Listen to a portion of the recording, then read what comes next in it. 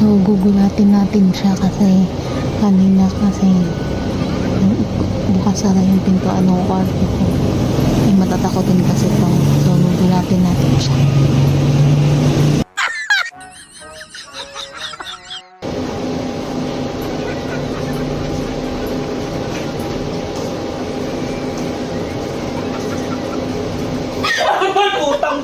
Utang ina mo! Utang. Utang ina mo. Paano wala pasok dito? Ina mo ah. Paano ka nakapasok dito? Umalis ka.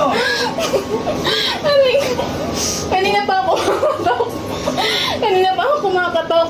Sabi ko,